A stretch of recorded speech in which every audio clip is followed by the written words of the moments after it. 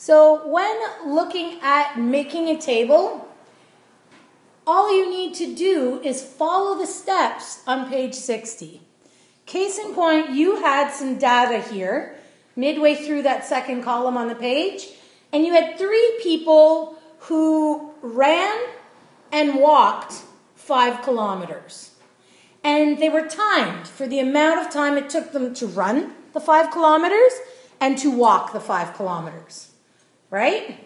So in this case, if I was making this table, I would probably have put their names, okay, in the first column. So you have, here, we'll move this up.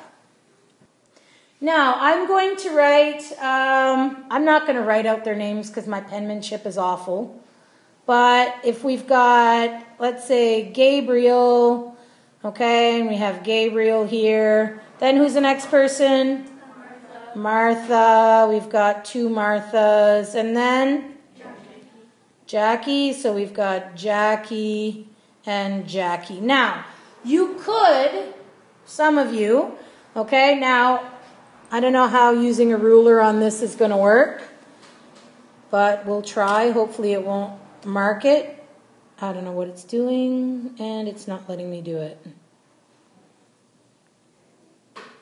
No. We'll assume I'm using a ruler. Boys, do I feel like a hypocrite. Okay, now. So if you're assuming that this is all done a la ruler, what some of you might have done is you might have just written the name once. So you could actually, okay, if you just wanted to, you could just write that this is Gabriel, this is Martha, and this is Jackie, right? And then within these, okay, so we could have walking time.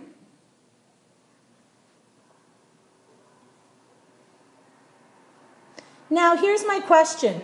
Is the time given to you in minutes, in seconds, in hours? It's given to you in minutes across the board here, right? So you would put in brackets MIN, because by saying what the unit is here, you're just going to write a number in this actual column. You're not going to write 5 minutes, 10 minutes. You're just going to write 5 or 10. Because if you look at the column, you will see what the units are. Okay, so make your other column. And this is running time. Now, is the time also in minutes? Okay. So in this case, Gabriel took, and now here's the interesting question. They're all running 5 or walking 5 kilometers. So is the distance important to note here? No, it's not. The distance it's not the changing variable that we're looking at. What we're looking at is the amount of time. Now, where we would actually talk about the distance, okay, would be in the actual title. So if I actually said, oh, that didn't work. So if I really wanted to move this, I could just, bring that down here. And I kind of cut it off a little there. Okay, but you always have to have a title on a graph or a table. You will lose marks if you don't. That's like uselessly lost marks. Okay, so this could be, a title could be time taken, I don't know, to walk, run 5 kilometers. Okay? And that's where you've told them your distance. So now the only thing that goes into this actual table is the actual data. So in the case of Gabriel, it took him 25 minutes to walk, but how much to run? Took him 10, right? Martha took 33 minutes to walk, but how much to run? And Jackie took 22 minutes to walk and 8 minutes to run. So this is a pretty decent table. By reading this table, you should understand what actually took place here.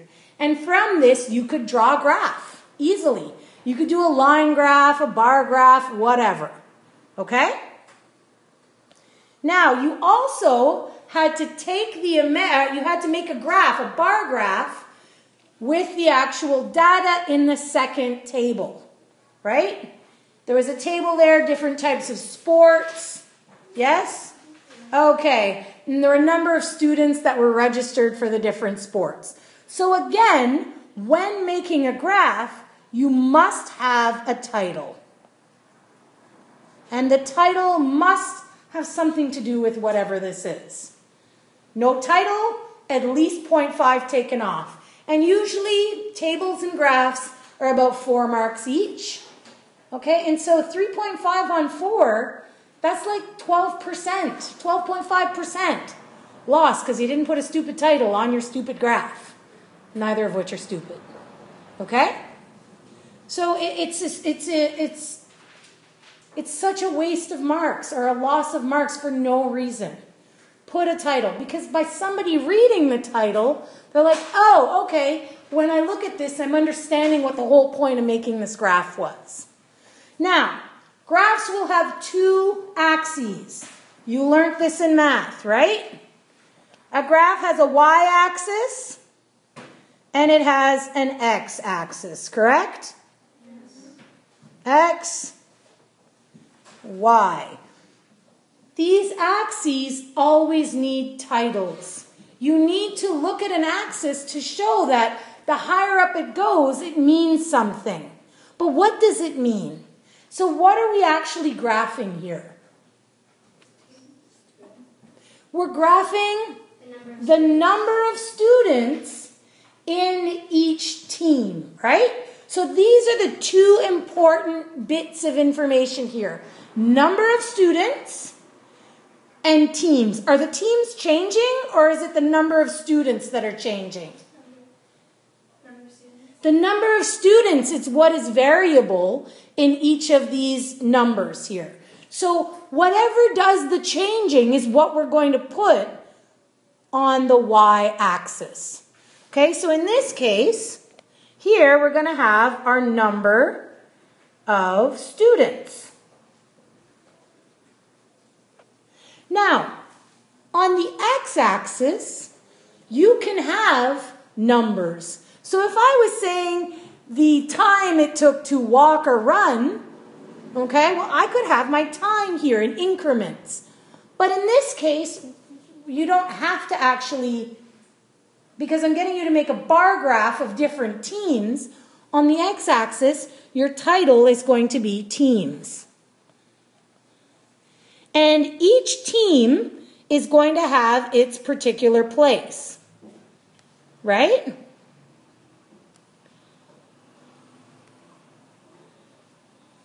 So how many teams were there? Oh, there were 6. I'm only drawing 5, whatever. Okay, so you would write, the first team here, this would be swimming. Okay, then we've got golf. Then we've got track and field. Then we've got basketball, right? Then we've got baseball. Now, or badminton. Whoops, badminton. BM, there you go. And then we had soccer. So, the key points when making a bar graph. First of all, the width of your bar here has to be the same. Okay? Because I had some of you who drew a graph, right? And then you've got, for the first one, your bar is this wide. And then the next one, your bar is this wide. And then the next one, your bar's like in between. No. Okay, no way, Jose. if you decide that the bars are going to be, like you did it on graph paper or whatever, and you decide that the bars are going to be 2 squares wide, well then everybody's bar has to be 2 squares wide. Does that make sense? It must be, having this equidistant or equal distances means that everybody is on equal footing here. Okay? Does that make sense? The other thing I noticed of your graphs is the space between. The space between your bars. Okay? Do you have to have space between your bars? No, you could have the bars touching one another. But if you're going to leave space, and that is entirely up to you, you must leave the same amount of space between each bar. It's got to be uniform. All right? It's got to be the same. It makes reading your graph a lot easier. Okay? Now, in terms of the bars, I noticed a lot of you did this with like Sketchpad or Draw or whatever, and you just basically did something like this, where you changed the thickness of your line, and then you chose a color, and you were like, okay, well there was, before I do that, I had my number of students here. I'm gonna go back down. Oh, come on. Okay, I'm gonna say what, like, let's divide this. What's the highest number here? Ooh, 22. So we'll go 5, 10, 15, 20, 25. Let's say, okay? My number of students. Some of you, what you did was you just made your pen or whatever that much larger, and you did this. You chose a different color for it. Yeah, let's say you did, this one right here, we'll go with pink, and you said, okay, swimming has 10, and you started way down there and you went up to 10.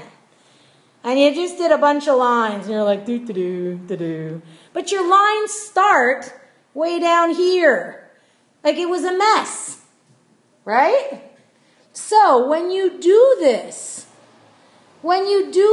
please put some effort into it, okay? Don't just make a bunch of lines nice and quick. Make it actually look nice. Excel numbers have a graphing component.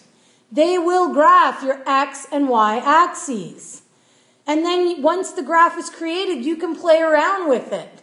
I know that you learned how to do this last year in computers with Mr. Scruton. If you don't remember, come and see me. We can make graphs on the computer. Okay? Does this make sense? Do you understand? Thank you.